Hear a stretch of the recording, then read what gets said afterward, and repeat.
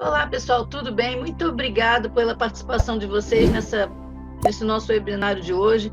Hoje nós vamos receber o Dr. Marcos Vinícius, que é graduado em Ciências Contábeis e Direito, com MBA em Finanças e especialização em Direito Societário. Na CVM, ele é o responsável direto pelo Núcleo de Prevenção à Lavagem do Dinheiro e Financiamento do Terrorismo. É conselheiro da UIF, representa a CVM na Estratégia Nacional de Combate à Corrupção e à Lavagem de Dinheiro, assim como na Delegação Brasileira do GAF-FAT. Muito obrigado, Dr. Marcos Vinícius, por estar aqui hoje conosco. É um prazer sempre recebê-lo e estar trazendo essas informações para todo mundo, que são muito relevantes. E eu vou passar agora a palavra para o senhor. Muito obrigada. Bom dia a todos. Espero que todos estejam bem de saúde e que seus familiares também estejam com plena saúde, né? Obrigado aí pela audiência e, antes de mais nada, quero agradecer aqui a Alexandra, a Angélica e a Berge pelo convite e a oportunidade que a gente está tendo aqui de compartilhar um pouquinho aí sobre essa temática da PLDFT no mercado de capitais com vocês, né? Também pedi aqui um agradecimento especial para o Alex, que está aqui nos apoiando, né, dando todo o apoio necessário, inclusive aí passando os slides. Peço então já que o Alex possa para frente, mais um, por favor. E aqui um disclaimer que eu preciso obrigatoriamente fazer, né? Que as minhas opiniões aqui ao longo dessa exposição são de minha exclusiva responsabilidade, não necessariamente vai refletir o entendimento da CVM ou da sua alta administração sobre as matérias aqui tratadas, tá? Bom, aqui é um breve resumo do que eu pretendo falar aqui nessa 1 hora. Queria deixar vocês tranquilos no seguinte sentido: tudo o que está aqui eu já dei autorização para que a Berge possa compartilhar com vocês. Então, caso vocês queiram anotar qualquer coisa, fiquem à vontade, mas não se preocupem que o conteúdo disso daqui oportunamente vai estar com vocês, né? Então, vocês imaginem que a gente tem aqui 1 hora para fazer a exposição, que a gente vai abrir mais um tempo, uma meia hora para perguntas, debates, né? Então, a ideia minha aqui não é esgotar no detalhe do detalhe tudo que está escrito aqui nesses slides, tá? A minha ideia é dar uma trilha para vocês poderem se guiar a partir disso aqui. Então, não se preocupem se eu vou passar rapidinho em alguns slides. Novamente, isso daqui é para deixar uma bibliografia, uma trilha para vocês poderem estudar, se aprofundar, tá? Então, a gente vai falar sobre a abordagem baseada em risco, né? Colocando contexto histórico, o que é o GAFI, de onde veio tudo isso, né? As pessoas obrigadas no âmbito da norma. A gente vai estar falando da governança da prevenção à lavagem de dinheiro, em todos esses aspectos que estão aí definidos. Vamos falar da avaliação interna de riscos, indicadores de efetividade, política conheça seu cliente, procedimentos de monitoramento, análise e comunicação das operações e situações atípicas e considerações aí sobre o financiamento do terrorismo. Aqui eu vou passar muito rapidinho, né? Para quem ainda não teve oportunidade de saber, o Brasil é membro do GAFI, né? E o GAFI é um órgão, uma entidade que foi criada, né, nos moldes da ONU, né? Não é vinculada à ONU, mas é um organismo internacional que é o responsável pela edição, publicação dos principais paradigmas relacionados à prevenção à lavagem de dinheiro, financiamento do terrorismo. E a gente deve levar em conta que um dos compromissos principais que o membro assume é o de se submeter periodicamente à avaliação mútua daquele organismo, né? E em breve o Brasil vai ser novamente avaliado. O que eu quero aqui dizer especificamente nesse slide é que o GAFI tem como principal publicação, né, dentro daquilo que a gente faz uma analogia, a Bíblia está para os cristãos, assim como as 40 recomendações está para o profissional de prevenção à lavagem, né? Essas 40 recomendações já foram revisadas em alguma oportunidade e na última revisão que aconteceu em 2012, a gente está na 4ª rodada de avaliação e as avaliações estão se pautando nessa última versão de 2012, né? Eles colocam na recomendação 1 uma inovação, não é mais inovação, mas a época foi, né? A necessidade de você ter como ferramenta de governança de PLDFT a abordagem baseada em risco. E está lá justamente a necessidade de todos identificarem, analisarem, compreenderem e mitigar os riscos de lavagem de dinheiro. Para isso, vocês têm que estar necessariamente mapeando todas as ameaças, vulnerabilidades, tá? E, consequentemente, os impactos e consequências. E o que é o resultado final disso, né? O reconhecimento de que é impossível estar 100% do tempo em 100% dos lugares, né? Então, esse foi um mecanismo que não foi criado pelo GAFI, já é uma ferramenta hiper consagrada no compliance mundo afora, mas que o GAFI reconhece como oficialmente necessário para efeitos de governança de PLD-FT, né? Então, mais do que nunca, você tem que identificar e compreender os seus riscos de lavagem de dinheiro em todas as dimensões, não só o risco do cliente, o risco do produto, do canal de distribuição e assim sucessivamente, tá? E como é que isso daí na prática funciona? E é o que está acontecendo no Brasil e está acontecendo em qualquer país do mundo, tá? Aconteceu assim nos Estados Unidos, na Inglaterra, em Portugal, e está acontecendo no Brasil. Quando a gente fala abordagem baseada em risco, a gente tem que enxergar isso em 3 frentes distintas que acabam convergindo, né? Então, começando, você tem uma autoridade competente e vai ditar uma norma para que a pessoa obrigada faça a governança disso por meio da abordagem baseada em risco, né? É o que diz o cartão de visita da Instrução 617, é o que diz a 3978 do Banco Central e assim sucessivamente. Muito bom. Não só o supervisionado tem que fazer isso, mas a autoridade competente também tem que ter uma avaliação setorial. Eu, CVM, Banco Central, a SUSEP e assim sucessivamente, tem que ter uma avaliação setorial. Tudo que eu estou pedindo para o meu inspecionado, para a minha pessoa obrigada, eu também tenho que fazer. Então, a CVM tem que identificar, tem que compreender os riscos no seu mercado e também mostrar o que foi feito para mitigá-lo. Acima de tudo, é demonstrar que você tem compreensão desses riscos relacionados à lavagem e ao financiamento do terrorismo. Muito importante a gente deixar claro que isso não deve ser confundido com a supervisão baseada em risco da CVM, né? É uma coisa há tempos utilizada, né? É um instrumento também de governança que está autorizado pelo Conselho Monetário Nacional, e lá está todo o mandato da CVM. A gente não está falando apenas do risco de lavagem, a gente está falando do risco, por exemplo, de um insider trading, um risco de não aplicação adequada da regra de suitability e assim sucessivamente. Ok, então, avaliação setorial de risco no que diz respeito à lavagem de dinheiro e financiamento do terrorismo vai alimentar o evento de risco, prevenção à lavagem de dinheiro na supervisão baseada em risco da CVM. E também vai alimentar a avaliação nacional de risco, que é justamente aí a última frente que eu quero falar, né? Então, todas as autoridades competentes, com base nos seus diagnósticos setoriais, vão articular, compilar essas informações. E aqui tem um link que mostra que tem um decreto, né, que regulamentou um grupo de trabalho que está justamente construindo, desde o ano passado, a primeira versão da avaliação nacional de risco de lavagem e financiamento do terrorismo do Brasil e, salvo melhor juízo, isso deve ser publicado para conhecimento de todos no decorrer do mês de maio. Isso não é uma opção, isso é um fato, isso é uma das coisas que o GAFI vai exigir de cada país quando ele é avaliado, tá? E lá nessa avaliação nacional certamente vai estar algumas considerações sobre o mercado financeiro e o mercado de capitais. Aqui muito rapidamente tem um breve histórico, que eu não vou me prender, é só para vocês terem noção quando vocês estudarem de como é que tudo isso evoluiu, tá? Então vou pedir para que o Alex possa passar rapidamente, fiquem tranquilos novamente, isso daí vai estar à disposição de vocês, é só para mostrar realmente uma linha histórica do tempo, tá? Então, é muito importante a gente observar que no ano de 2012 teve justamente a última revisão das recomendações, como eu falei para vocês, e a gente está em cima disso se preparando para a próxima avaliação do GAFI. Aqui a gente está colocando como marcos 3 convenções que têm relação direta com o assunto: a Convenção de Viena, tráfico de drogas, Palermo, sobre crime organizado, e a Convenção de Mérida, que aborda a corrupção. Aqui a linha do tempo mostrando especificamente a situação no Brasil, né?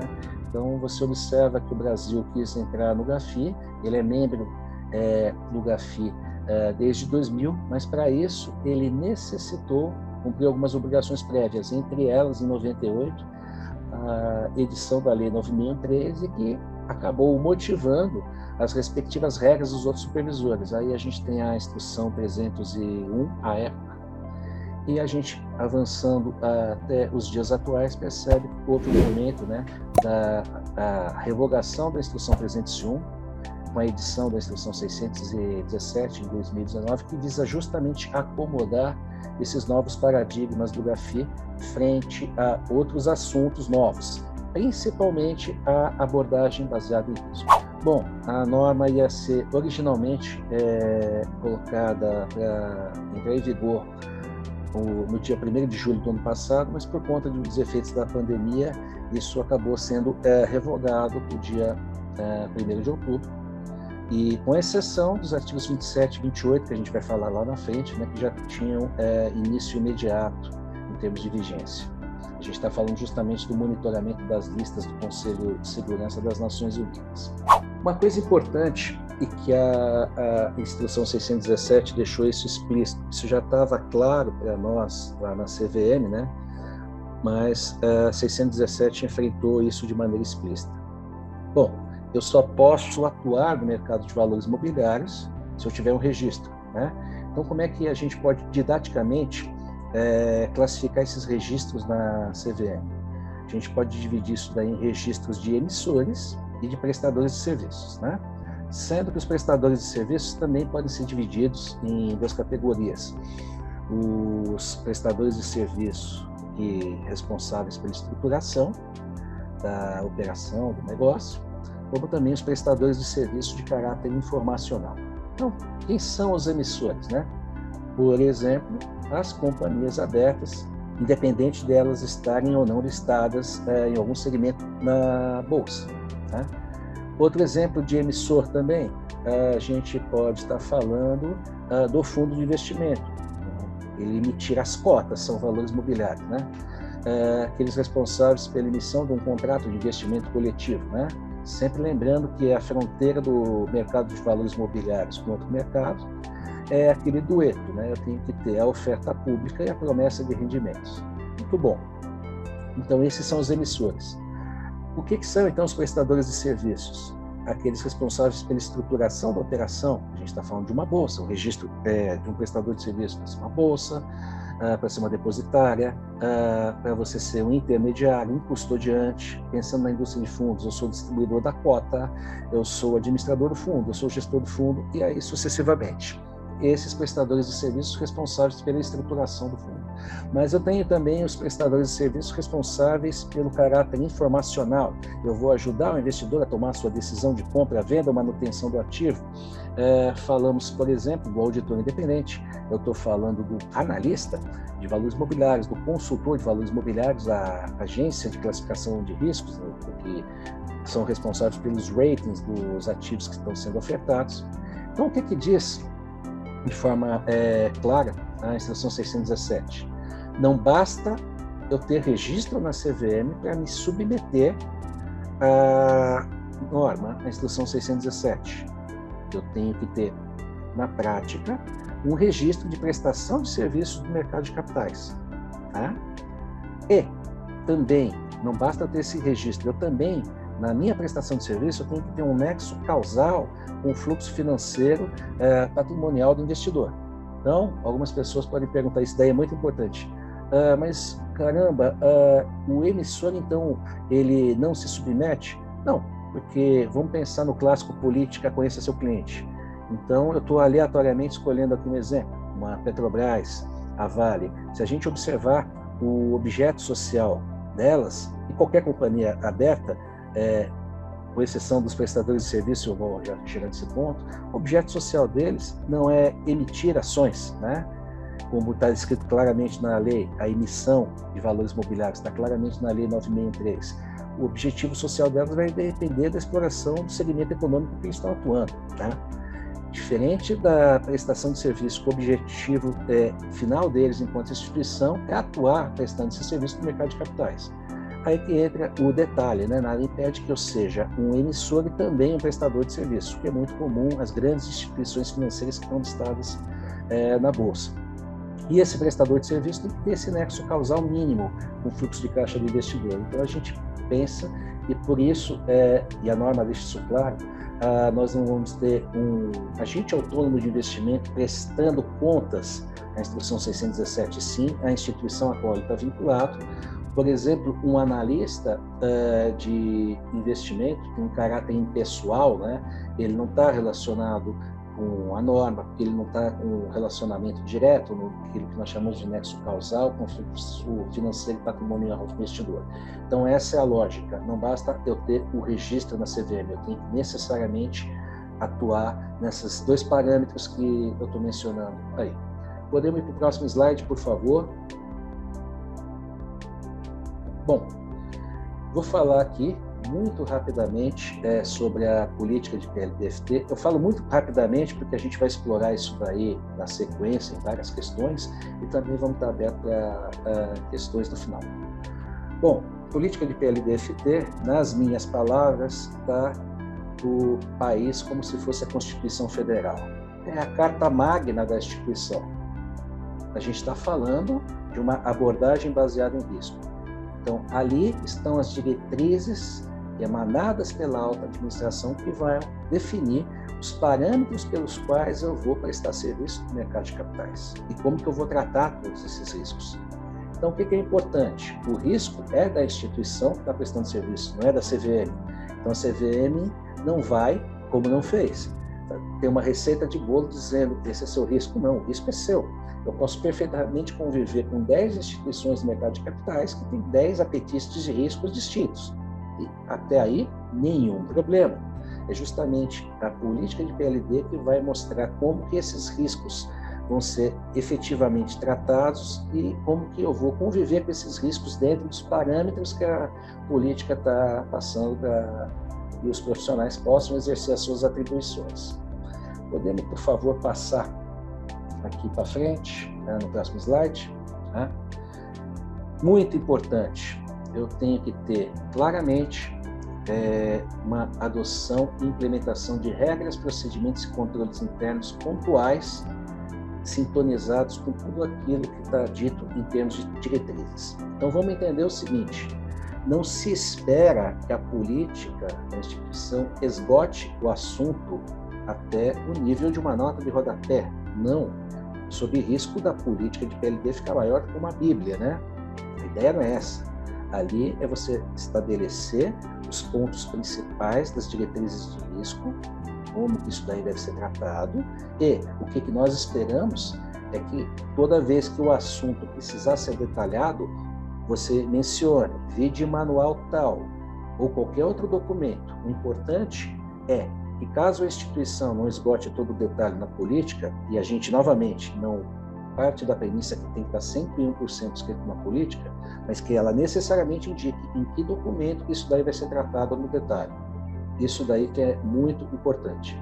E a política deixa clara, em algum lugar tem que ter uma respectiva regra, procedimento e controle para você atender às peculiaridades de tudo que a norma estabelece como deveres mínimos. Se, por um lado, a norma é principiológica, no sentido de definir que cada instituição tem o direito de classificar o seu apetite de risco, por outro lado, a norma estabelece alguns parâmetros mínimos que devem ser observados por parte da instituição.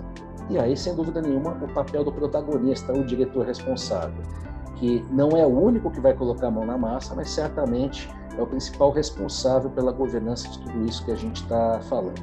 Ok? Próximo slide, por favor. A gente está fazendo aqui menção a um ponto muito importante. Isso serve para tudo, não só para a política. Profissional que atua com prevenção à lavagem de dinheiro no mercado de capitais não pode apenas se pautar no que diz a instrução, mas necessariamente tem que ler também o conteúdo da nota explicativa, que ela explora alguns detalhes que podem ter um caráter de maior complexidade, né? E o que é importante, muito importante, alguns recados que foram dados lá. A alta administração tem que se certificar que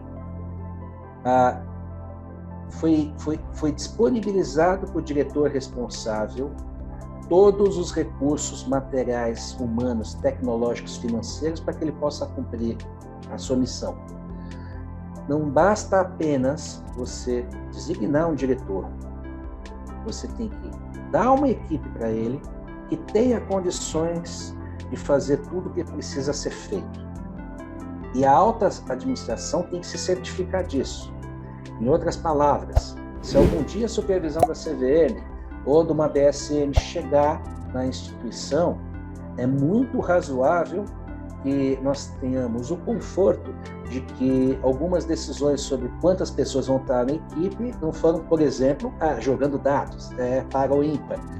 Tem que ter algum estudo mínimo dizendo qual é a área de recursos humanos, como é que a área de recursos humanos vai poder dar o mínimo de material humano para o diretor responsável fazer tudo que tem que fazer. E mais do que isso, outras áreas são comprometidas também com o cumprimento das obrigações de PLDFT. O pessoal que está no front office, middle office, back office, eu tenho que ter gente adequada, e não só em quantidade, mas também em qualidade, capacitada para fazer frente a todos os desafios da norma. E uma outra coisa muito importante é que o diretor responsável pela norma possa fazer o seu trabalho, ele não pode ter nenhum obstáculo relacionado ao acesso à informação. Chinese Wall. Não tem nada, repito, nada, e só para ficar claro, absolutamente nada em termos de conteúdo de informação da vida da instituição que ele não possa ter acesso, ele e a sua equipe. Então, a alta administração também tem que se certificar que ele tem acesso a tudo, tempestivamente e sem qualquer modalidade de obstáculo. Isso é muito importante, não apenas está documentado, mas, acima de tudo, está evidenciado. Próximo slide, por favor. Alex. Bom, sobre isso, eu quero aqui fazer algumas provocações. E que isso tem tudo a ver com a questão do apetite de risco. A instituição obrigada pode contratar um terceiro para a condução das devidas diligências? Quais os pontos de atenção em relação a isso? Bom, mas o que isso tem a ver com a política apetite de risco? Me parece que tudo. Porque ao tomar uma decisão se eu vou fazer tudo na minha casa ou contratar um terceiro, por exemplo, cuidar da política, conheça seu cliente, condução das diligências devidas, isso tem que passar, inclusive, pelo apetite de risco da instituição, né? Vamos deixar claro aqui uma coisa muito importante. Aquilo que a gente chama que pode ser terceirizado, não é que a norma diz que pode, mas no silêncio da norma, você tem essa abertura. Mas que fique claro que os trabalhos relacionados à análise da atipicidade e da comunicação, eventual comunicação ao COAF, de modo algum isso daí pode ser desempenhado por terceiro, tem que ser desempenhado pela instituição, por colaboradores da instituição. Então, a pergunta, pode contratar um terceiro para a condução das devidas diligências? Claro que pode. Mas vamos observar dentro do apetite de risco alguns pontos de atenção. Primeiro ponto, a gente está falando não apenas da captura das informações cadastrais, mas outras informações que podem ser muito importantes dentro da classificação de risco desse cliente, né?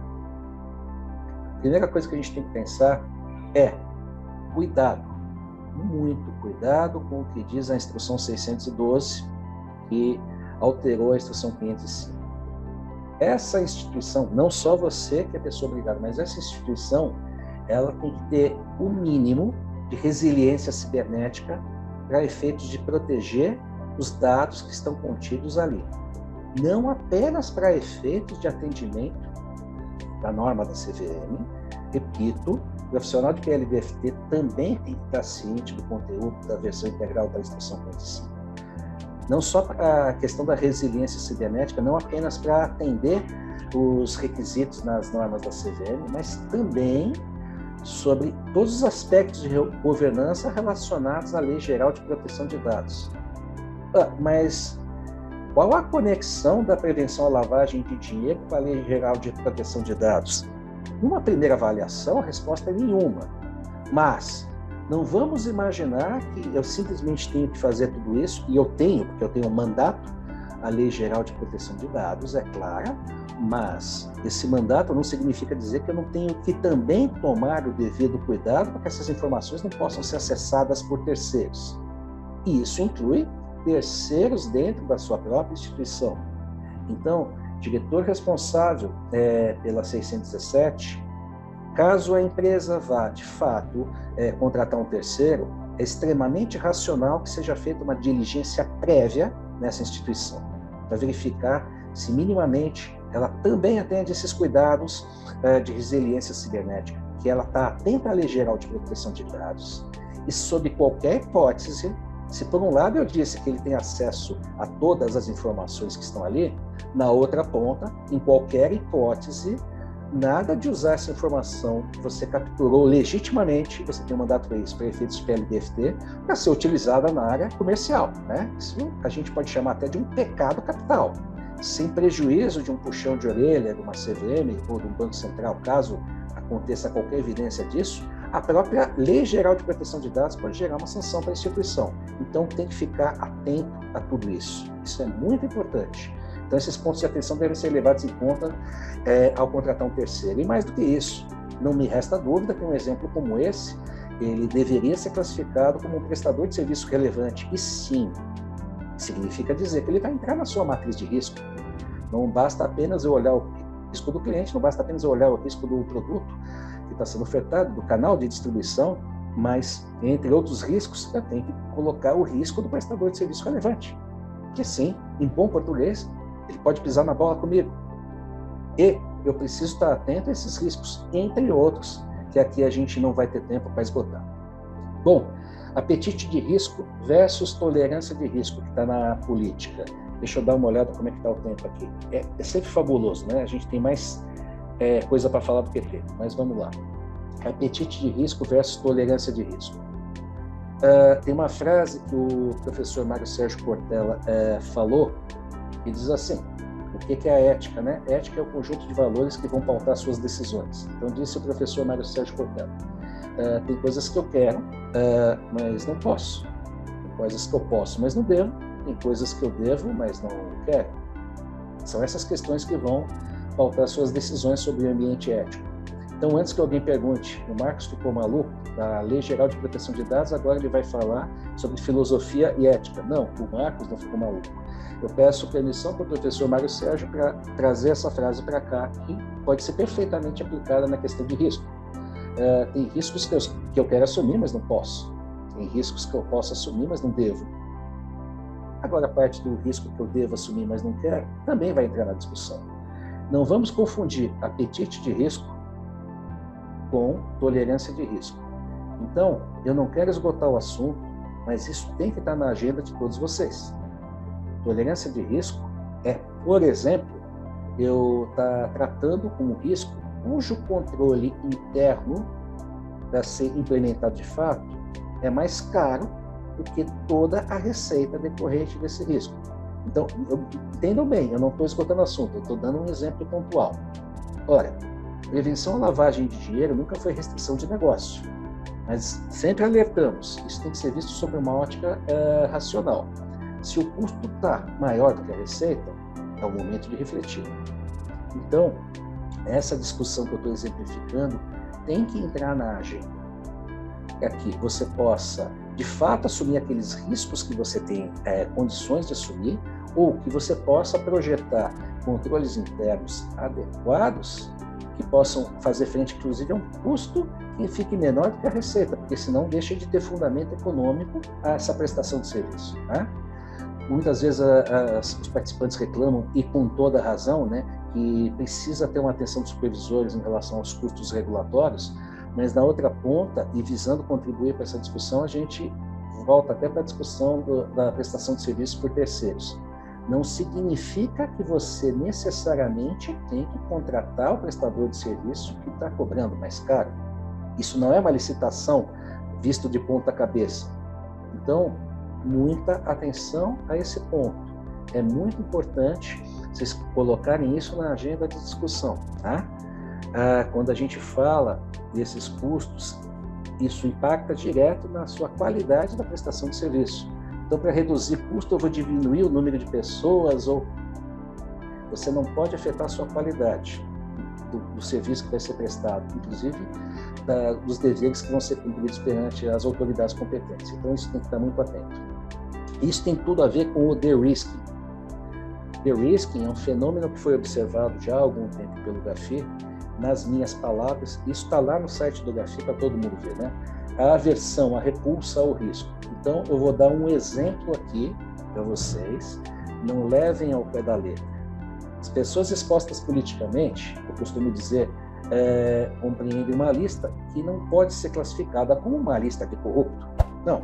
Nas minhas palavras, o que é uma pessoa exposta politicamente? Pepe, é toda aquela pessoa que, devido ao cargo ou função que exerce, ela tem influência significativa, influência relevante naquilo que nós chamamos de receita ou gasto público. Perfeito. O que significa dizer que eu não preciso ser Pepe para ser corrupto, e vice-versa. Então, muita atenção. São uma categoria que merece uma atenção especial. Isso é uma recomendação do GAFI e não é uma jabuticaba brasileira. Mas onde que eu estou querendo chegar? A instituição diz, eu não quero ter problema, eu vejo tantas coisas assim, escândalos, então eu não quero trabalhar com clientes que sejam pessoas expostas politicamente. Nenhum lugar, nenhuma norma, o supervisor disse para ninguém trabalhar com PEP. Ao contrário, ao ler a nota explicativa da CVM, fica explícito lá que eles devem ser classificados, mas isso não tem nenhum caráter de segregação. Se no seu apetite de risco você quer logo de cara classificá-los como de alto risco, você não está cometendo nada de errado, mas esse não é o espírito da norma, né? Eu volto a fazer uma provocação clássica. Você vai colocar na mesma vala comum um PEP que tem, por exemplo, R$200 aplicados no Tesouro Direto, só isso, e na outra ponta ele tem a maior posição de custódia da instituição? Olha, eu acho que isso tem que ser levado em conta para classificar o risco. Então, pode ser uma visão assim, é mais fácil classificar todo mundo como de alto risco, mas não é o adequado. Mas vamos deixar claro, a CVM, a BSM vai chegar lá e viu que todo mundo foi classificado como de alto risco. Isso não é uma irregularidade, é uma escolha da instituição ir nessa direção. O que eu quero dizer é que em nenhum momento o supervisor está dizendo que logo de cara eles têm que ser classificados como de alto risco, muito pelo contrário. Agora, o GAFI começou a se preocupar com isso.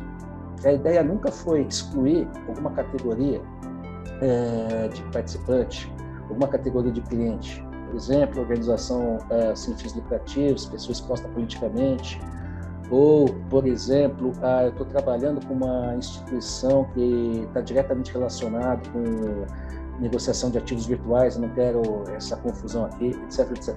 Vamos lá. Muito cuidado. A gente não patrocina CVM, eu me sinto muito à vontade de falar em nome do Banco Central, a gente não patrocina que a ideia da classificação de risco tem que estar associada a uma repulsa, muito menos a alguma visão refratária sobre alguma categoria. Nós não podemos ter preconceito e é muito perigoso segregá-los, tá? Novamente, isso tem que entrar na discussão do apetite e da tolerância de risco. Bom, vamos seguir então. Próximo slide, por favor. Bom, aqui eu já falei sobre o diretor responsável e, sem dúvida nenhuma, ele tem como uma das obrigações, né, ser o responsável pela elaboração da avaliação interna de risco e dos indicadores de efetividade. Vamos lembrar que a norma do Banco Central fala de 2 relatórios, avaliação interna de risco e dos indicadores de efetividade. A norma da CVM entendeu que pode ser perfeitamente acomodado tudo isso num único relatório, ou seja, a nossa avaliação interna de risco também tem que ter os indicadores de efetividade. Vamos para frente, por favor, gente. Aqui também já falamos sobre a alta administração antes, vamos avançar, por favor. Aqui é um pequeno mapa daquilo que a gente fala sobre as 3 linhas de defesa. Peço desculpas para quem já viu isso antes ou para quem conhece bem as 3 linhas de defesa.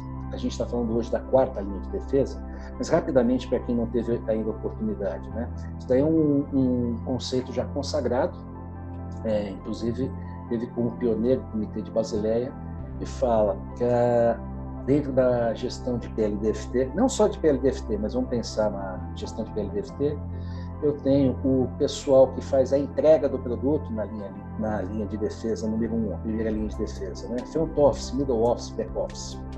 Okay?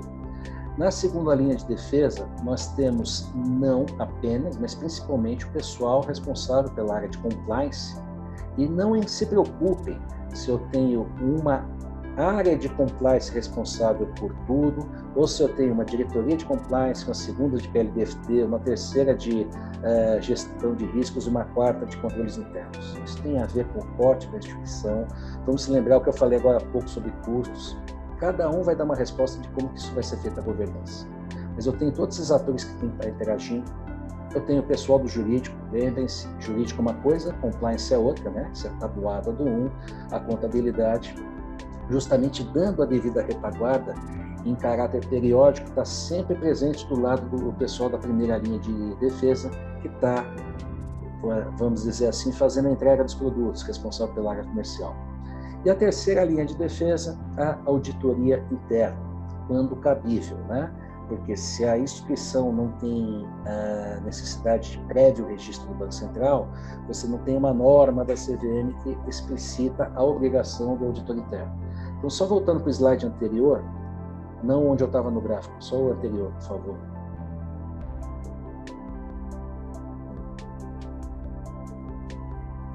Não, você acho que está avançando. Só um minutinho. Aí, e depois desse. Não, isso foi antes. Vamos voltar e tudo o seguinte. O seguinte desse. Isso, é isso que eu queria. Obrigado, Alex. Então, é muito importante estarem atento. A nota explicativa da CVM também abordou a questão da auditoria interna. Ela é muito importante, mas se a instituição não tem registro do Banco Central, isso daí não é visto como uma obrigação, mas sim como uma boa prática, né?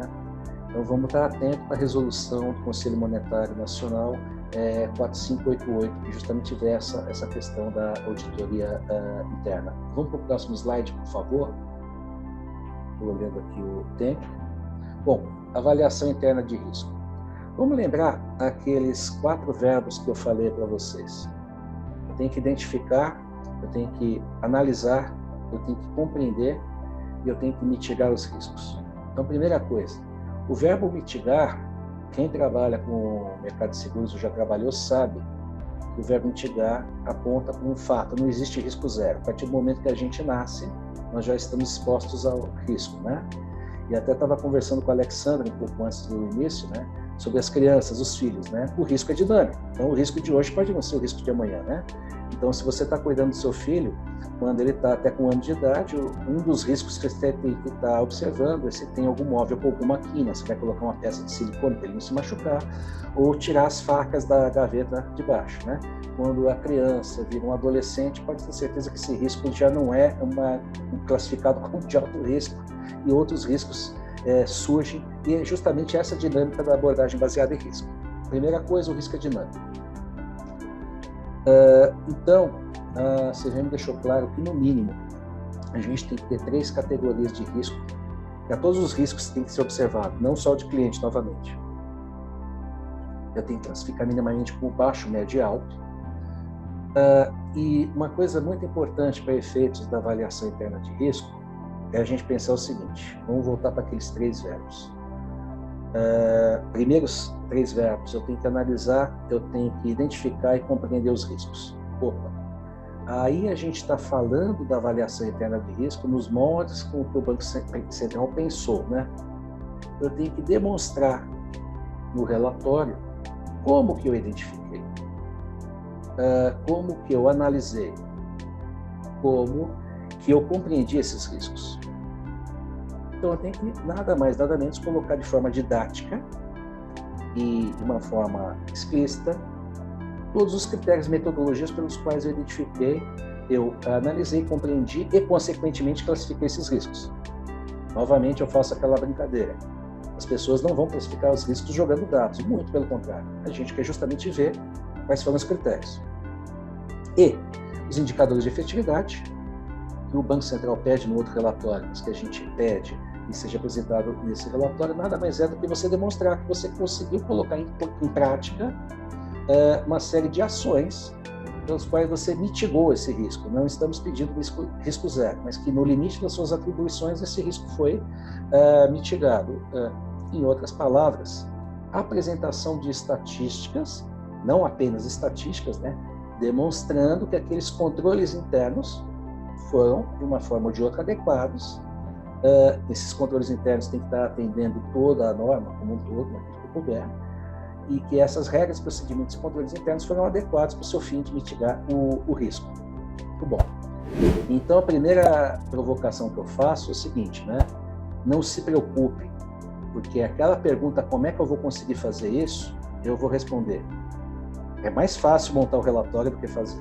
O relatório você simplesmente vai demonstrar tudo que você fez de uma maneira objetiva. E aí eu faço uma provocação. Se você não consegue demonstrar o que você fez, talvez o problema seja muito maior do que você possa estar pensando.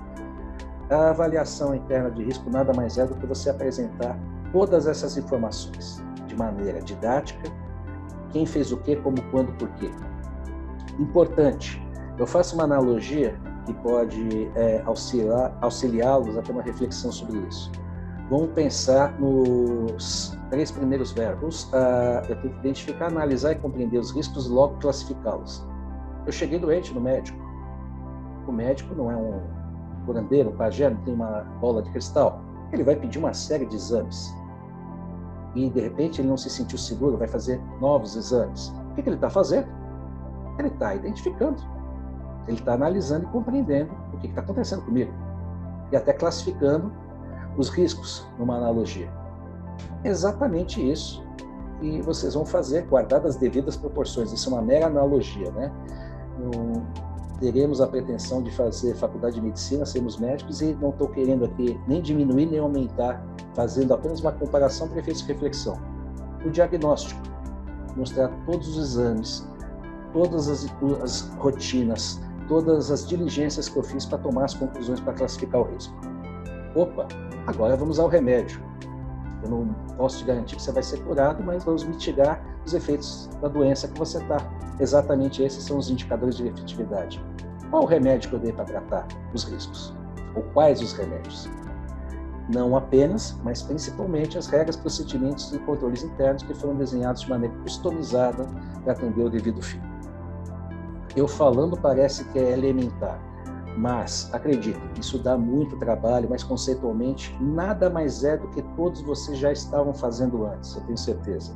É apenas colocar de maneira disciplinada e didática no relatório todas as ações pelas quais pautaram as suas conclusões sobre como eu vou fazer, por que eu vou fazer, quem vai fazer, como vai fazer. Próximo slide, por favor. Vamos então avançar, já falei sobre isso. Mais um slide, por favor. Mais um slide, por favor. Política conhece a seu cliente.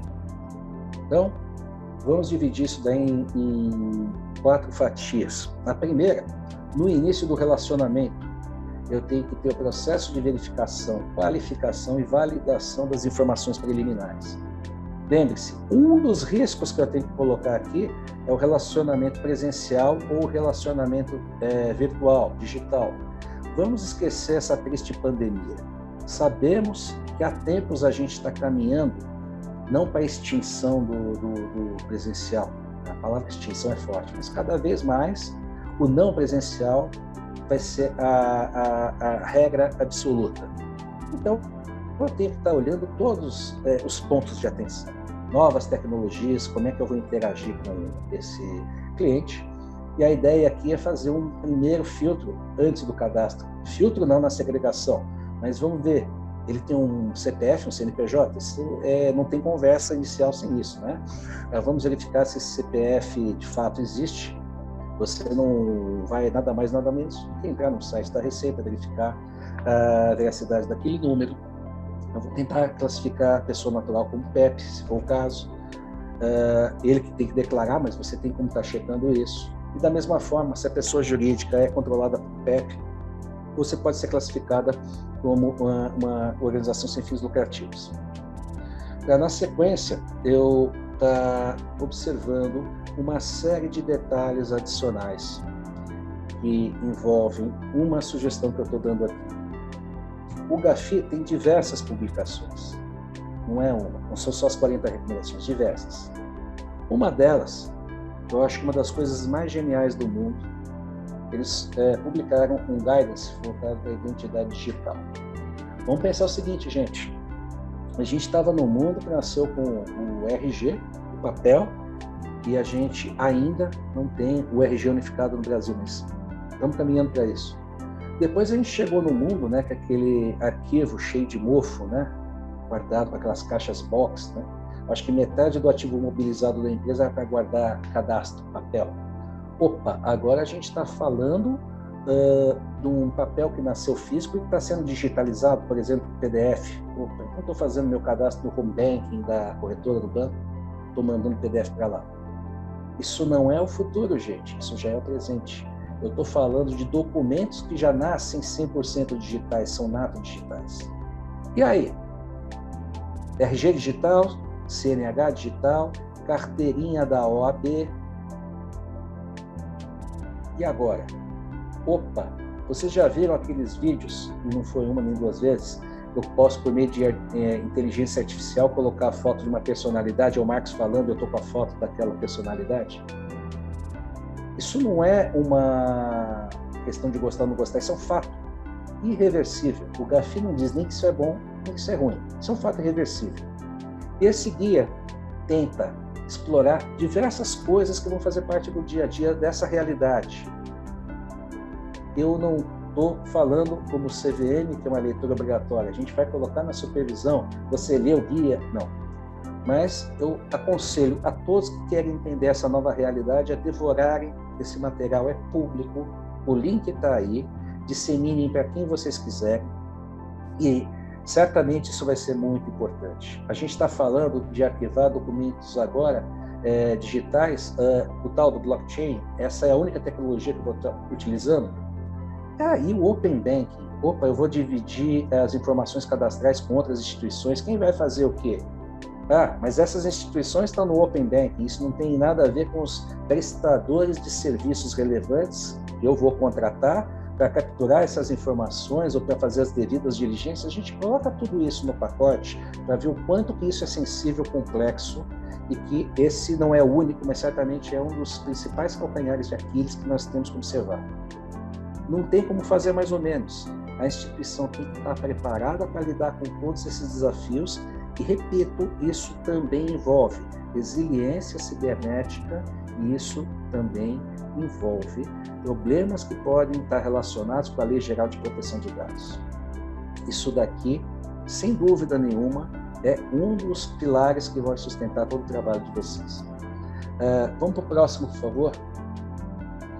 Bom, a gente já falou sobre isso e aqui eu quero fazer uma menção ao comunicado externo 4/2020 da BSM, onde ela compartilha algumas questões muito importantes sobre como que isso daí tem que ser tratado para efeitos de conhecer seu cliente no cadastro simplificado do investidor não residente. Vamos avançar, por favor. Diligências devidas. Então, vamos lá. Uma coisa é o cadastro, outra coisa é aquilo que no meu apetite de risco eu devo buscar de informações suplementares para melhor conhecer o meu cliente. Ou seja, eu vi até que tem uma pergunta aqui que nós recebemos, se a Alexandra e a Angélica me permitem, já vou antecipar. Como é que a instituição vai mensurar o apetite de risco dela? A resposta é, não sei. Só você sabe. Porque o risco é seu. Como é que você vai mensurar o risco de uma pessoa pular de paraquedas? Tem pessoas que sonham em pular de paraquedas, tem pessoas que pulam de paraquedas todo final de semana, e tem pessoas como eu, de só imaginar essa cena já começa a ter um calafrio. Cada um tem o seu próprio risco. Então, o apetite de risco é, dentro das diretrizes das normas do Banco Central, da CVM e do SUSEP, como é que eu vou me comportar em relação às diversas maneiras pelas quais eu vou interagir com os clientes e outros prestadores de serviço. Então, não existe uma receita para você mensurar o apetite de risco. A questão é você saber o que na prática você está conduzindo nos seus negócios.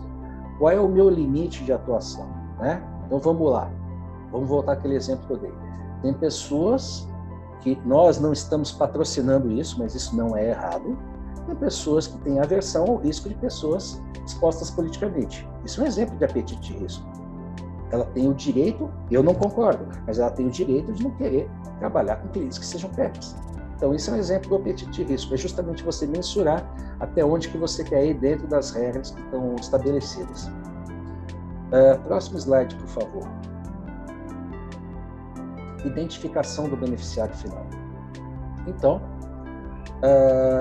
a regra é muito clara, a gente está se pautando naquele parâmetro, Convenção Internacional dos 25%, é assim nos Estados Unidos, é assim na Europa. O GAFI não menciona o 25%, mas o importante é você pensar numa cebola.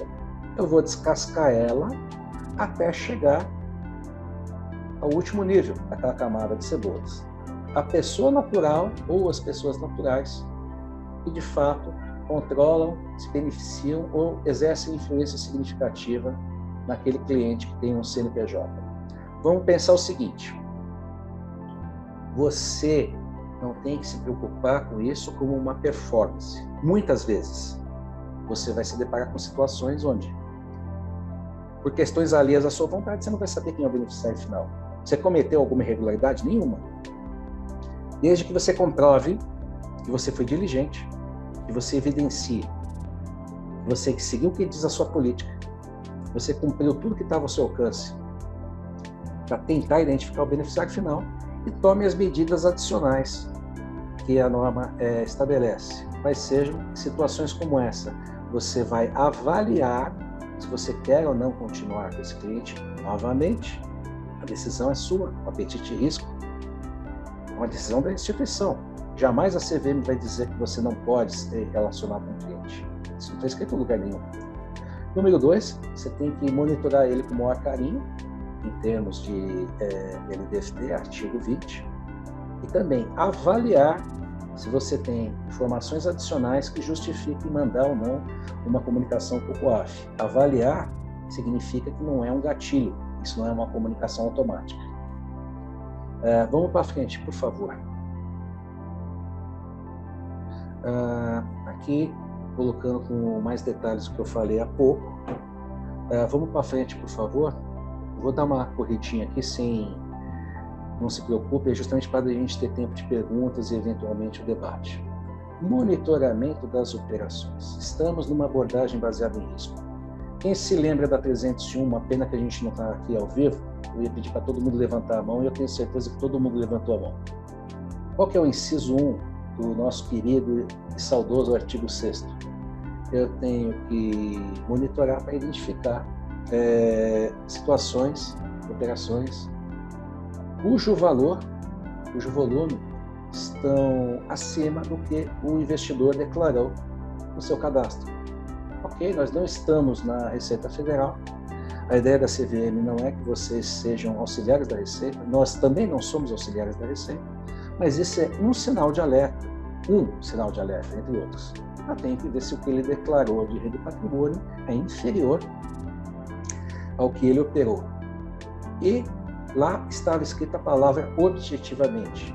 É só ver a 301, inciso 1, artigo 6º, objetivamente. O que significa dizer que se alguém quiser levar ao pé da letra isso, 1 centavo é objetivamente. Mas não vamos radicalizar, vamos agora ver como é que isso está escrito. Talvez com outras palavras, mas dando a mesma mensagem com uma exceção. Não tem a palavra objetivamente. Você, instituição, quem é que fez a pergunta do apetite de risco aí? Você, instituição, é que vai definir o que é incompatível dentro do seu apetite de risco. CVM não vai chegar lá com uma prancheta dizendo: você tinha que classificar incompatível 1 centavo, R$100, R$1.000, R$1 milhão. O risco é seu, instituição. Tudo que a gente quer, num primeiro momento, é que você tenha coerência daquilo que está na política com o que você fez na prática. E 2, você demonstra que aquilo que você definiu que é incompatível seja suficiente para mitigar os riscos. Novamente, prestação de serviços. Eu posso contratar uma consultoria para parametrizar meu sistema de monitoramento? Sim. Você não pode analisar, terceirizar para eles a análise. Isso que tem que fazer a análise são vocês, comunicar o COAF também. Mas eu posso contratar uma instituição para parametrizar o meu sistema de monitoramento? Sim, eu posso. Vamos estar atentos à questão dos custos. Eu volto a provocar a Lei 9613, deixar claro E tudo que tem que ser feito tem que levar em conta o porte e a complexidade da instituição. Então, falando com todo respeito, a ideia não é depreciar ninguém, a ideia é justamente dar luz para que vocês possam tomar as decisões adequadas. Não se espera que uma pequena instituição que preste serviços no mercado de capitais, que não tem nem 10 funcionários, tenha o mesmo grau de sofisticação de sistemas de monitoramento de um conglomerado financeiro, que vai atender muito mais clientes e vai fazer muito mais operações, realizar muito mais operações. Muita atenção para esse ponto.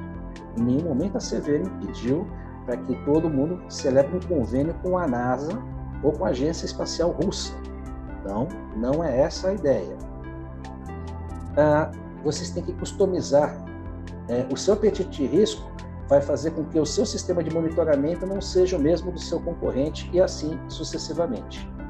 Trata-se, acima de tudo, da atuação de uma equipe multidisciplinar, onde não apenas vai interagir com ciências jurídicas, mas também, e muito, ciências de dados e estatística.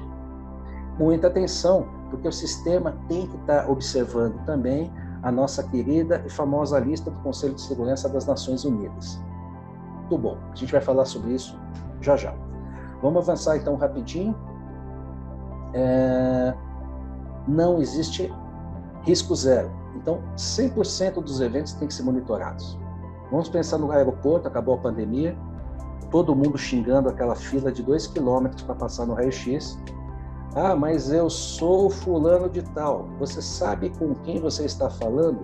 Bom, eu não posso falar sobre regras de todas as autoridades que estão lá no aeroporto, na Infraero, mas esse discurso não cola aqui. Mas Marcos, ele é o presidente do conselho de administração da holding da qual a instituição faz parte, ele está operando aqui como cliente da nossa instituição, mas você quer que eu monitore as operações dele? Parabéns, ele fez por merecer o cargo de presidente do conselho de administração, mas aqui ele não está exercendo o cargo de presidente do conselho de administração, aqui ele é um cliente e vai ser monitorado como qualquer cliente. Ah, mas ele só operou R$10, ele pode operar 1 centavo. Tudo tem que ser monitorado. Qualquer operação, qualquer situação. Não existem eventos acima de qualquer suspeita. Próximo slide, por favor. Bom, toda vez que eu selecionar e detectar alguma tipicidade, isso tem que ser formalizado, sem exceção. Eu tenho que deixar claro por que eu vou comunicar ou por que eu não vou comunicar o COAF. Tá lembrado lá atrás, eu falei que você tem que disponibilizar para o diretor responsável todas as ferramentas necessárias, recursos humanos, materiais, tecnológicos, financeiros, para que ele possa fazer a lição de casa. Então vamos lá. Não adianta eu ter a política de PLD mais rígida, conservadora que puder existir, aqui não vai passar nada. Se o seu sistema de monitoramento e a sua análise não reflete aquilo que você colocou lá. Em bom português, para não ficar dúvida, eu peço até desculpas pela quebra de liturgia, mas vamos deixar isso claro. Não adianta eu sou o Superman ali na política e eu sou esculachado no monitoramento. Não. Esse é um ponto que vai ser observado com rigor pela supervisão da CVM e da BSM. Eu tenho que ter coerência entre o que está ali escrito na política e aquilo que está sendo colocado na prática. Isso significa dizer que eu não tenho apenas que ter um sistema de monitoramento que converse com o meu apetite de risco na política de PLD-FT, mas, acima de tudo, eu tenho que ter material humano para analisar cada atipicidade que for levantada. Porque das duas, uma, ou eu vou deixar de analisar sinais de alerta que foram detectados, selecionados, ou eu vou comunicar um monte de coisa com má qualidade para o COAF. Em qualquer uma dessas duas situações, pode acontecer um puxão de orelha. Isso é um ponto muito importante. Então, não adianta você bater no peito e dizer que eu tenho o melhor sistema de monitoramento do mundo se você não tem material humano para digerir aquilo quando tiver que analisar. Ok? Vamos, então, para o próximo slide, por favor. Já estamos quase terminando aqui. Prazos. O Banco Central disse, na sua norma, eu tenho 45 dias para identificar aquele evento atípico, para selecionar, para detectar aquele evento atípico. Eu tenho mais 45 dias para analisar. cuidado com a armadilha. Se você detectou em um dia o evento atípico lá no Banco Central, você não vai somar aqueles 44 dias para os 45. Você vai ter apenas 45 dias para analisar. Isso quem falou, e muitas vezes foram colegas do Banco Central. Ok. A CVM não estipulou isso em sua norma, ela entendeu que isso tem que ser enfrentado pela política. Novamente, vai ser o apetite de risco. A BSM, por sua vez, já se manifestou sobre isso e entende como adequado seguir esse prazo de 45 dias. Então, vamos ficar atentos para quem está atuando no universo de bolsa de balcão e para quem não está sob a égide de uma bolsa, no caso da DSM, vamos ficar então atentos que a sua política deve enfrentar isso. E não adianta a gente pensar em prazos fantasiosos que não podem ser cumpridos e também não adianta você comunicar alguma coisa depois de um ano, né? Tem que ser algo compatível com tudo isso que a gente está falando. A comunicação ao COAF não mudou. A partir do momento que eu concluir a análise, eu não tenho 24 horas para analisar, mas uma vez que eu concluir a análise, eu tenho 24 horas para comunicar ao COAF, se for o caso, e contendo minimamente essas informações para efeitos de qualidade.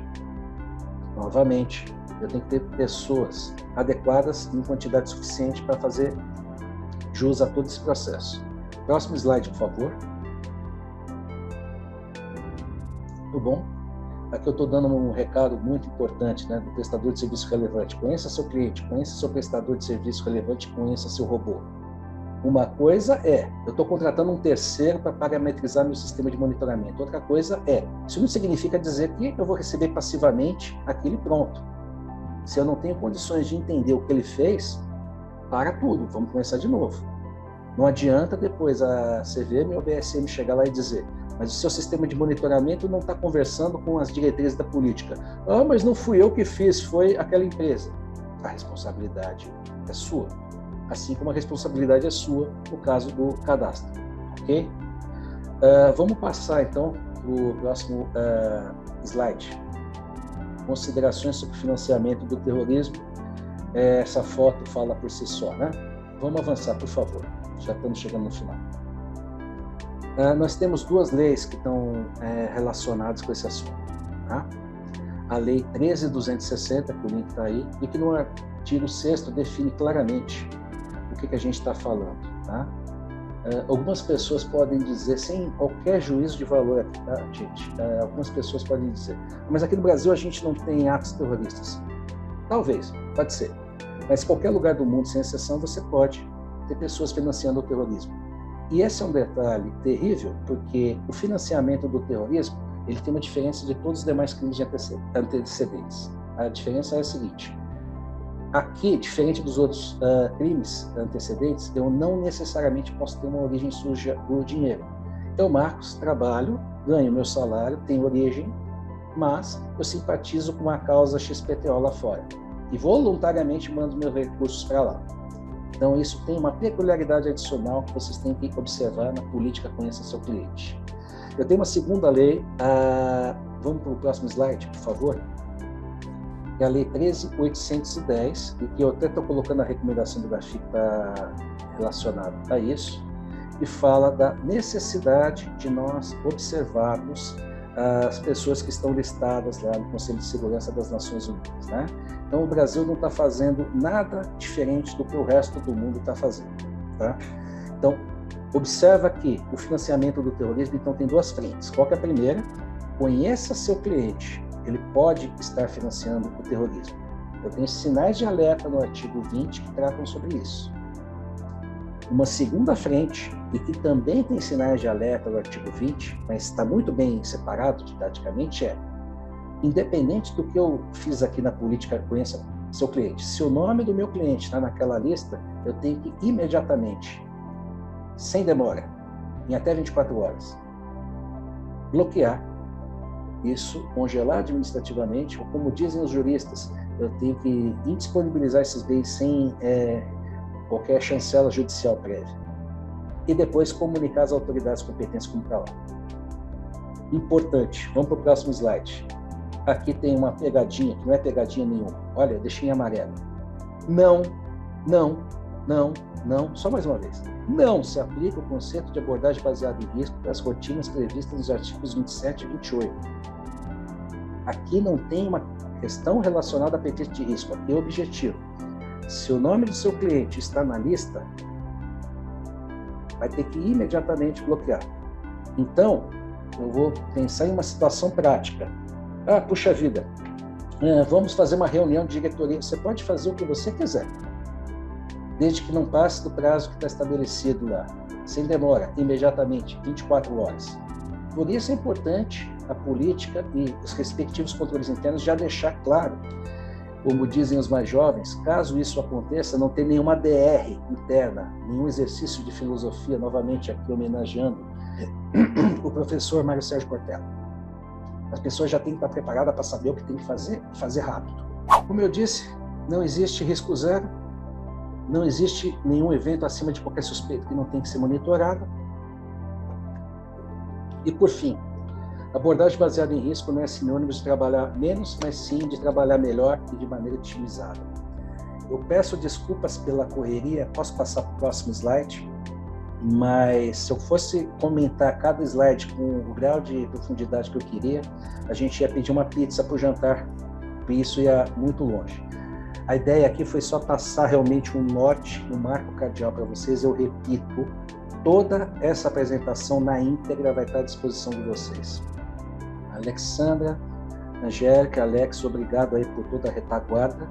E agora vamos ao momento esperado. Não é possível que não tenham mais dúvidas. Vamos lá. Bom, deixa eu começar então com uma. Primeiro eu queria agradecer, Marcos, né? Obrigada pelo seu tempo, pela sua disposição, em nome da Aberge, junto com a Angélica. Muito obrigada. E eu vou aí aproveitar, porque eu aprendi muito, tá? Revivi bastante conceito que já estava um pouquinho esquecida na minha cabeça. E eu queria fazer uma consideração aqui. Você falou muito da estrutura, né? Do compliance, da área de PLD, para poder absorver, né, todos os procedimentos daquela instituição de forma eficiente, né, e a gente tem que ter budget de gente, budget de recursos tecnológicos, e hoje o que a gente vê, né, é muita gente migrando para a inteligência artificial. Né? Então a gente tem muito, e essa tecnologia é uma tecnologia cara, né? Que às vezes é bem mais acessível a empresas de conglomerados grandes e não só para as pequenas corretoras e distribuidoras, isso fica um pouco mais inviável, vamos dizer assim. Mas, assim, o que eu queria colocar aqui, queria saber do seu ponto de vista, Marcos, é o seguinte, a questão da inteligência artificial bem contratada, bem mensurada, bem, como é que se diz, planejada, isso vai substituir a quantidade de pessoas dentro de uma instituição financeira? O que você acha desse ponto? Olha, é impossível dizer que vai substituir, mas não há dúvida que isso cada vez mais vai estar presente no dia a dia das instituições, não só prefeitos de PLD, mas prefeitos de uma série de outras coisas. O quanto que isso vai diminuir a quantidade de pessoas é impossível mensurar, porque cada instituição vai ter a sua realidade. Mas, mantendo coerência com tudo que eu falei, sem problema. Eu falei que a nota explicativa diz recursos de todas as naturezas, materiais, humanos, tecnológicos, financeiros.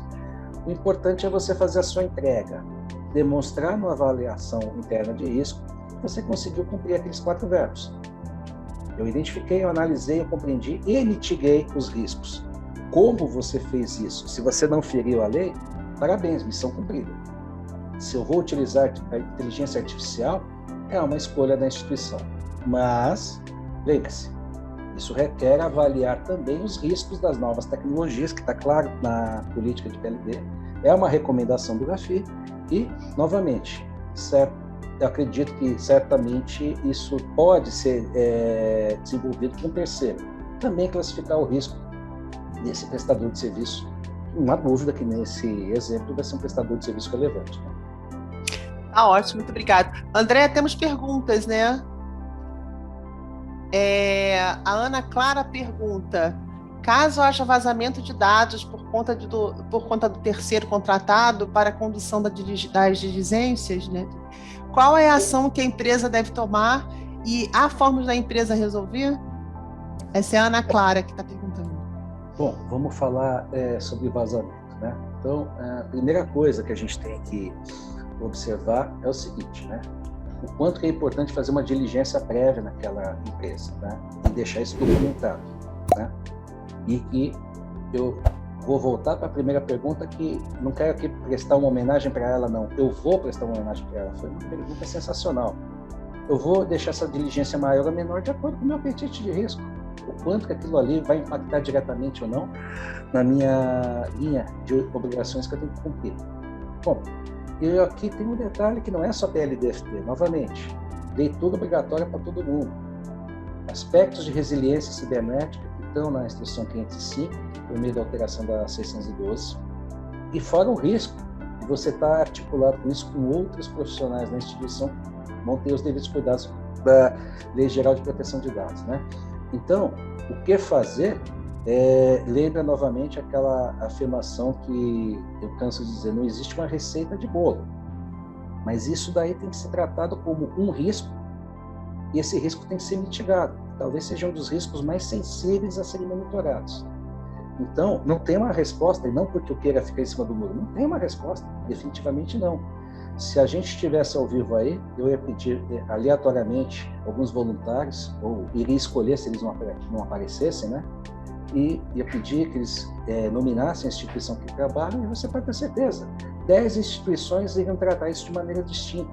Não tem um modo de como fazer isso. A gente volta para o apetite de risco.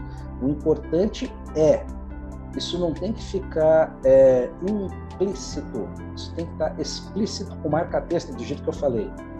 Eu identifiquei esse risco, eu estou monitorando esse risco, eu estou tratando ele de maneira adequada, eu tenho tantos profissionais envolvidos nisso daí, e, inclusive, o responsável pela Lei Geral de Proteção de Dados é meu parceiro em relação a esse assunto.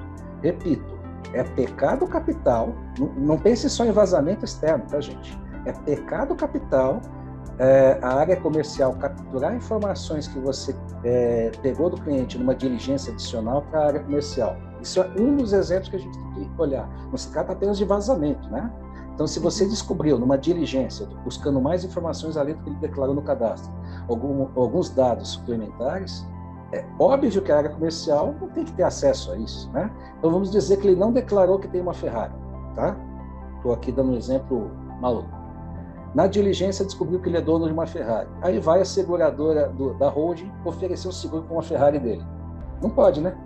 Eu posso estar forçando a barra no exemplo, mas é para deixar ele bem didático, tá? Tá ótimo. Vamos agora para a pergunta da Márcia Ribeiro. Ela pergunta se o KYC também é aplicável ao cliente interno / colaborador e em que momento? Sim, ele é aplicável sim, e no momento, em toda a relação que ele tiver com todos os processos que a gente está narrando aqui, né?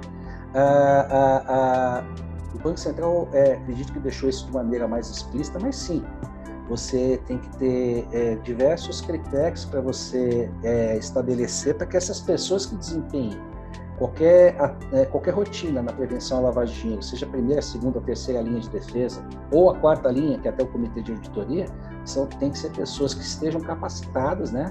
Que sejam pessoas diligentes, né? Dentro dos critérios dos recursos humanos da instituição, são pessoas que têm que estar aderentes com a cultura organizacional da empresa e, acima de tudo, periodicamente, a empresa tem que estar fazendo treinamento. Então, elas têm que estar periodicamente capacitadas para fazer o que tem que fazer. E esse é outro ponto até muito interessante que eu acabei não explorando com maior profundidade. Treinamento é um dos pilares também que sustenta isso daí. Não se trata de fazer treinamento, mas, acima de tudo, fazer treinamento customizado, né? Então, o pessoal que está na primeira linha de defesa tem que ter um treinamento. O pessoal que está na segunda linha de defesa vai ter que ser um segundo treinamento, periódico, porque as coisas vão se aprimorando, tá? Tá ótimo. Vamos agora para o nosso amigo Gil Porto, que faz parte também do nosso grupo aí de GRC da ABERJ. Faço um convite aí para quem não participa, pode procurar a ABERJ para participar. Ele coloca aqui uma questão rápida. Apenas uma dica que em março do passado o COAF emitiu a resolução 36, que instrui no capítulo 4, parágrafo 6, item 3. A avaliação interna de risco deve ser revisada no mínimo a cada 2 anos ou quando ocorrer alteração relevante de alguns perfis de riscos analisados, como nos casos de lançamento de novos produtos ou serviços de instituições reguladas ou ainda de atuação em uma nova região geográfica. Já a CVM instrui que os relatórios sejam elaborados anualmente até 30/4. Qual a recomendação para equacionar esses 2 requerimentos? Isso a gente já tinha até conversado na nossa reunião, né, Marcos? Mas essa pergunta aí, eu acho que é fácil de responder no seguinte sentido. O segmento econômico que está sendo tratado pela Resolução 36 do COAF diz respeito àqueles segmentos que o COAF atua como regulador, como supervisor, né? Então, a lei é clara, a Lei 9.013 é clara, ela cria o COAF, Unidade de Inteligência Financeira, responsável por receber, analisar e disseminar as comunicações. No entanto, se os segmentos econômicos que estão no artigo 9º não têm um supervisor próprio, fará o COAF o papel de regulador e supervisor desse segmento econômico. Diferente dos outros segmentos econômicos, por exemplo, um dos setores que o COAF disciplina é o setor de joias, pedras e metais preciosos, né? Ele não é responsável pelo registro para autorizar a exploração desse segmento econômico. Então, se eu quero prestar serviço no CVM, eu não posso prestar antes da CVM registrar, isso significa autorização? Não. Lá eu não estou registrando para permitir que eles atuem no mercado. Eles já estão atuando no mercado, não depende do registro do COAF. Mas eles se submetem ao COAF no que diz respeito às rotinas de PLDFT. Bom, aqueles segmentos, bens de alto valor, joias, metais preciosos, factory, diz respeito a uma série de peculiaridades que possibilitaram o COAF entender que isso pode ser feito de 2 em 2 anos. Ok. O Banco Central, salvo engano, também foi na linha de 2 em 2 anos. Mas a CVM entende que o mercado de valores imobiliários tem um dinamismo próprio, as operações cada vez mais complexas e ágeis e com utilização de amplas tecnologias, não que no Banco Central não tem e que nos outros segmentos não tem. Houve um primeiro entendimento da CVM que é razoável que isso daí seja atualizado de ano em ano. Mas, atualizado pode se dizer, em outras palavras, o seguinte: olha, não identificamos novos riscos e colocar de maneira didática, e a não identificação de novos riscos se remete, então, ao relatório anterior, dizendo que há uma continuidade em relação a isso, tá certo? Então, o que acontece? A gente não pode ficar com a impressão que tem que surgir novos riscos, ou que eles foram classificados de uma maneira diferente esse ano. O que você precisa prestar conta justamente disso. Olha, tudo continua igual ao ano anterior e você tem que apresentar as informações requeridas. Não significa dizer que você vai ter que fazer tudo de novo. Você apenas vai demonstrar a continuidade do trabalho que está sendo feito ano passado, né? Então, o que acontece? Se aqueles segmentos econômicos o supervisor entendeu que uma maneira bianual é adequada, há um sentimento nosso que, por enquanto, essa revisão tem que ser anual. Revisão não significa dizer que tudo mudou. Você pode perfeitamente colocar de maneira didática que as premissas continuam as mesmas e fundamentando por que as premissas continuam as mesmas. Ok? Super esclarecido, Marcos. Bom, acabamos as perguntas aqui. André, Angélica, vocês querem fazer umas considerações finais junto com o Dr. Marcos? A última pergunta da Márcia Ribeiro, então, sobre o mercado segurador. Ela fala que vem passando por uma mudança significativa, com grande empenho da SUSEP. E qual seria a sua visão em relação à adesão às normas e à adaptabilidade? Pode representar um filtro de habilitação? Olha, eu não sei se ela tem a oportunidade de talvez refinar a pergunta, talvez não tenha ficado muito claro para mim o objetivo da pergunta dela, mas caso ela queira voluntariamente dar algum subsídio na pergunta, deixa eu dar pelo menos uma primeira resposta aqui. Evidente, eu não tenho autoridade aqui para falar em nome da SUSEP, mas o que eu vou falar aqui não me gera nenhum constrangimento. Não existe uma prevenção à lavagem de dinheiro por Banco Central, uma segunda para a CVM, uma terceira para a SUSEP, né? O conceito é o mesmo, né? Os paradigmas são os mesmos, existe abordagem baseada em risco, muitos dos pontos que estão lá são derivados das próprias recomendações do GAFI. A questão é como é que nós vamos deixar aquilo customizado, sob medida, face às peculiaridades existentes em cada um desses segmentos econômicos, né? Então, isso daí eu acho que é um primeiro ponto, né? O que talvez eu gostaria de compreender melhor é se ela fez alguma analogia de algumas inovações que a SUSEP colocou lá que podem ser utilizadas no nosso mercado, ou se ela está perguntando uma opinião mesmo sobre o que espera de novos desafios lá no mercado segurador. Mas não sei se ela quer, mas eu deixo ela à vontade para... A Márcia pode encaminhar também o e-mail se ela quiser questionar melhor a pergunta. Perfeito, então. Perfeito. Alexandra, você falou para o pessoal que vai ter uma prova, então amanhã? Não, não falei não. Deixa para você contar a novidade. Não, gente, brincadeira.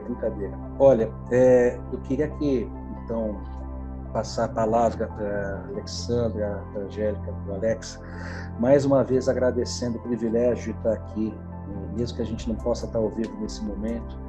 É uma grande honra, uma grande alegria poder compartilhar um pouquinho que a gente sabe com vocês. Eu acho que é o nosso dever estar aqui. Não basta apenas você soltar uma regra e supervisionar, mas acima de tudo você tem que estar presente na linha de frente da educação, da capacitação. Repito para vocês, todo esse material vai estar à disposição de vocês. Isso não esgota o assunto, mas minimamente é um norte da bússola para pautar os caminhos que vocês devem estar fazendo, tá? Vamos lembrar que a primeira versão da avaliação interna de risco referente ao ano passado já tem que estar disponível caso a CVM queira acessar, mas vamos lembrar, o ano passado, estamos falando de outubro, novembro, dezembro, mas não quero que isso daí gere nenhum motivo de preocupação para vocês. Eu acho que as premissas continuam as mesmas, né? A gente sempre tinha que ter controles internos, nada mudou.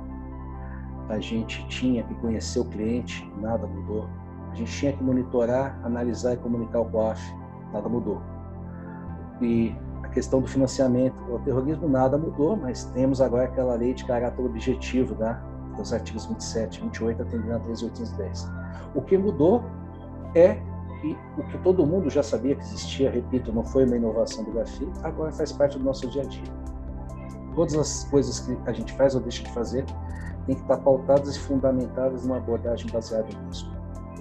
Novamente, eu incentivo vocês a acessarem todo o material, e inclusive para quem tiver insônia ou quem não for passear no final de semana, né?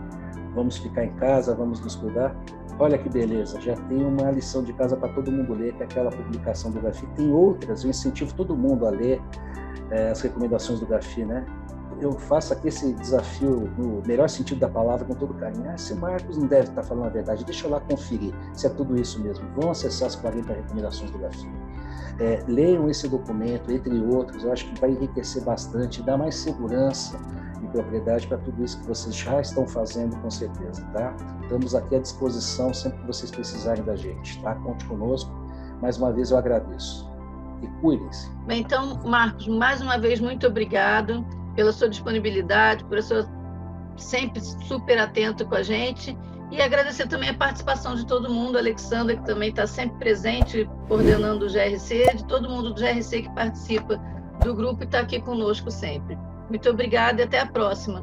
Obrigado, gente. Muito obrigada. Tchau, tchau, gente. Tchau.